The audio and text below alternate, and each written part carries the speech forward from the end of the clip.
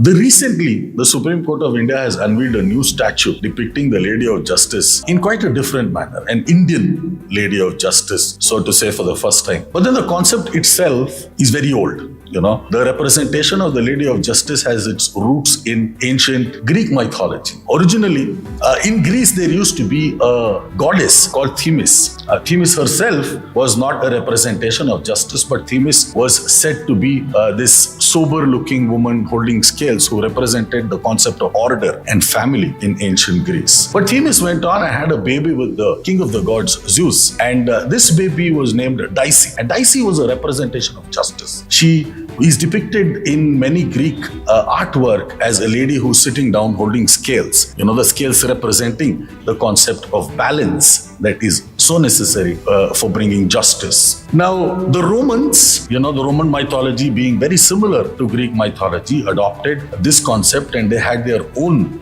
Lady of Justice. She was called Justitia. She was a goddess of justice, and she is depicted as, again, a lady wearing a toga, standing with a few Roman coins in one hand and scales in the other hand, representing balance. As it is true with many things related to Roman law, the English adopted this concept as well. The Lady Justice came up in England, and she is represented as a lady wearing a toga, holding scales in one hand and a sword in the other. The idea is that she's holding scales to represent the fact that a judge must balance between the two different arguments of both sides, hear both sides equally, and then only bring about justice as a result. The blindfold, in fact, was a little bit of a funny story, because it originally came up as a satirical representation of the fact that justice is blind to certain concepts. But then, fortunately for us,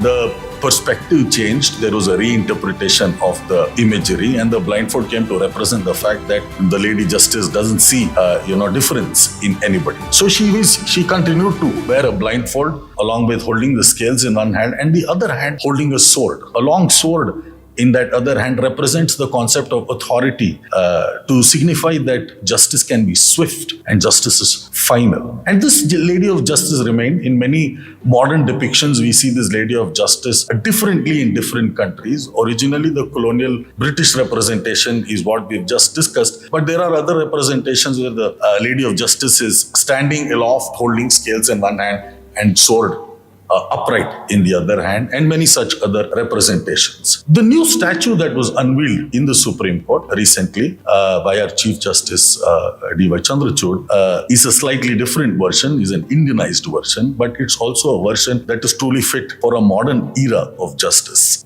Because this lady has removed her blindfold and she can now see. And this signifies the fact that justice sees everyone equally rather than approaching the notion of justice with closed eyes.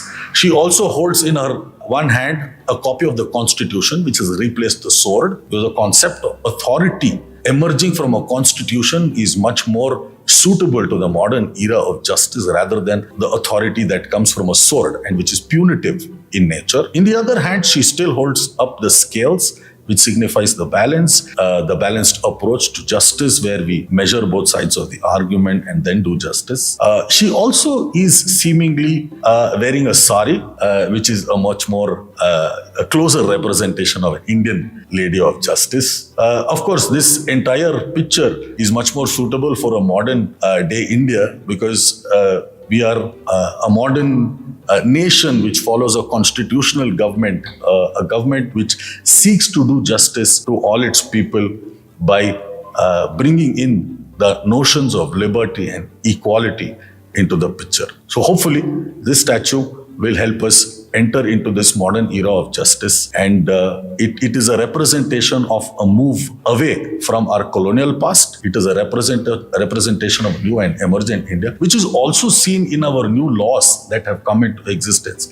If you have observed, the Bharatiya Nyaya Samhita, which has replaced the Indian Penal Code, enabled our move away from a penal criminal law to a criminal law which is based on justice, which is why we call it a Nyaya Samhita, which we used to earlier call as a Danda Samhita. So hopefully this is a representation of a move towards better times and better justice. Thank you.